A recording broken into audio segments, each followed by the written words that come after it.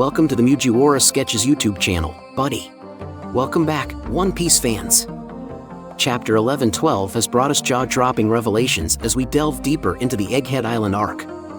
The Straw Hat Pirates face off against the formidable Five Elders, with Saint Topman Warcury emerging as a villain whose toughness rivals even that of Kaido. Let's dissect the epic showdowns and discuss whether Warcury is truly stronger than the Beast of Wano. Fans of One Piece were blown away by Chapter 11-12 in a lot of ways, and the Egghead Island arc kept getting closer to its end. There is a threat from the Five Elders on Egghead right now, and things look very exciting for the Straw Hat Pirates. During all the chaos of the battles, Oda recently exposed a strong bad guy who was even tougher than Kaido, which shocked fans. This person is actually Saint Topman Warcury of the Five Elders. He has been impressive throughout the Egghead Island arc, and he will keep doing so in the chapters to come. Kaido's incredible toughness in Wano. Kaido had incredibly high durability due to his Dragon Zoan fruit. In the world of One Piece, Kaido was the toughest person there was, even without the Lunarian lineage factor ability. Kaido was very tough because of his mythical Zoan, Uo no Mi, model, Azure Dragon. Fans know that dragon scales are very hard to get through, and this devil fruit gave him dragon-like skills. Kaido would not move no matter how hard you hit him, and Luffy saw this for himself in Wano. In this story arc, Luffy had the chance to fight Kaido. He used all of his powerful Gear 4th attacks against Kaido, but he was able to avoid getting hurt. A single punch from Kaido was enough to knock Luffy out.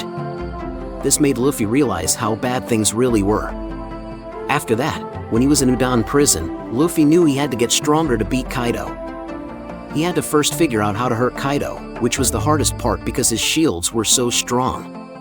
When it came to longevity, Kaido was unbeatable. This is why Luffy learned how to use the internal destruction Haki. This power was so strong that Luffy could just push his Haki into his enemies' bodies and injured them from the inside out, since bodies from the inside don't have any defenses.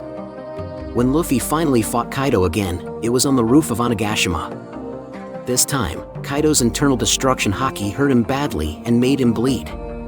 But these hits were not strong enough to hurt Kaido more deeply. It wasn't until Luffy learned how to use Conqueror's Haki that he could really hurt Kaido from the inside out, just like advanced Ryuo can. Many times, Oda brought up the fact that Kaido's shields were very strong. But now there seems to be a bad guy with even stronger defenses than Kaido. How Warcury's toughness surpasses Kaido. Warcury is taking blows Kaido couldn't stand. As of right now, it looks like Saint Topman Warcury is the toughest and most durable person in all of One Piece. People who like the show know that Topman Warcury is one of the Five Elders, which makes him one of the greatest people in the world. Warcury can use Haki, which is a very strong spell. From what I can tell, all 5 of the Elders have Haki that is at least as strong as the Emperor's. In other words, he can and does cover himself in Conqueror's Haki, which makes him stronger. Even Kaido, Big Mom, Luffy, and almost every Emperor in One Piece do this, so it's not a big deal. But Warcury's change into a yokai, like the Hookie or the Fingshi, makes his defenses even stronger. Fans know that he can change into a huge pig that is very hard to hurt.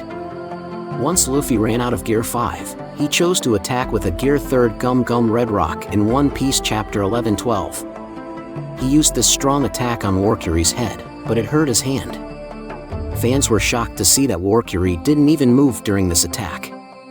There are 2 ways this could go. Luffy might not have used internal destruction Ryuo in his attack because he thought the Elder wasn't that tough, which turned out to be false. That being said, if Luffy really did use Ryuo in his attack on Warcury and it didn't hurt him, then he has the strongest defenses in all of One Piece. Because Luffy's hand hurt after hitting him, it proves that nothing can hurt him and that he is strong enough to beat Kaido. During the fight with Kaido, Luffy with Ryuo Haki had no trouble hurting him. Kaido was dodging all of his strikes, even his normal ones like Red Hawk, because he knew they would hurt him. Even Zoro and the Scabbards, who weren't even using internal destruction, were doing damage to Kaido. This doesn't seem to be the case with Warcury. He is so tough that even the strongest armament Haki, which is that of a Yonko, can't hurt him. Not only that, but his awareness has made him even tougher. It also makes him stronger and, most importantly, gives him a very high healing factor. Besides that, he will live forever. It looks like Warcury can't be beat right now, which makes things much worse for the Straw Hat Pirates on Egghead Island. Is Warcury stronger than Kaido? Warcury could be stronger than the Yonko. Of course, Warcury seems to be much more durable than Kaido. But it's not clear if he's stronger than Kaido. For starters, fans need to know that all 5 elders, no matter how they appear on Egghead, are in the same group as the Emperors. Warcury, like all the other elders, has a very strong Haki that can be likened in a roundabout way to Shanks. In other words, all of the elders have the same amount of Conqueror's Haki as the Emperors.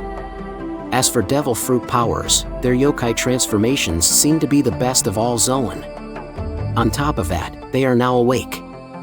In the case of Kaido, his waking has never been proven, and he is also not a yokai.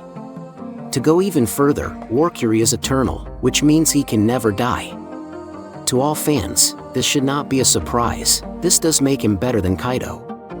Kaido is only better than him because his body is better equipped for fight, and he may be able to use advanced Conqueror's Haki at a high level. However, Warcury has not yet shown that he can use advanced Conqueror's Haki in his strikes, even though he definitely does. Fans haven't even seen Warcury in his hybrid form yet, which is his best form.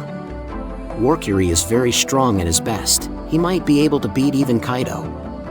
And that wraps up our analysis of the intense confrontations in One Piece Chapter 11-12. Will Warcury's unmatched durability lead to victory, or will the Straw Hat Pirates find a way to overcome this seemingly invincible foe? Stay tuned for more thrilling updates and theories as we unravel the mysteries of the One Piece world. Don't forget to like, share, and subscribe for all things One Piece. Thank you very much for visiting the Mugiwara Sketches YouTube channel, buddy. We hope you enjoy our review analysis. Don't forget to subscribe to continue joining us on our joyful journey in the world of anime. If you have any wishes, questions, or suggestions for our next videos, feel free to express your thoughts in the comments below. Thank you very much for your support, and until we meet again. See you next time, buddy. What is One Piece anime? One Piece is a manga and anime story about a young boy named Monkey D. Luffy who wants to be the king of the pirates in the world. As a child, he eats a devil fruit, a strange plant that makes him able to stretch like rubber. Before the show starts, Luffy goes out into the world for the first time and starts to gather a group of pirates. The main group grows over time, but it starts with Luffy, Nami the Navigator, and a swordsman named Roronoa Zoro. At some point, Luffy and his friends are known as the Straw Hat Pirates, and they go on many exciting adventures across the ocean. One Piece is a lot of fun because it's silly. Luffy goes from island to island around the world in the series. Each island has its own setting and theme. It's a pretty fantastical world full of animals that look like people, live skeletons, and other delightfully strange things. Within moments the group is in a winter scene, and the next they are on a tropical island full of giants. The show is full of silly and bright details. For example, Zoro holds a sword in his mouth, a scary military boss wears a cute bulldog hat. And people don't use phones to talk to each other instead, they use special transponder snails that can send and receive messages. Luffy is a carefree person who just wants to eat a tasty meal and laugh at bad jokes.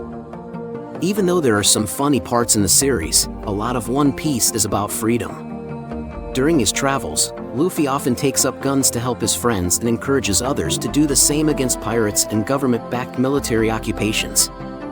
The characters in Luffy and his crew get stronger with each fight, which is typical for shonen manga.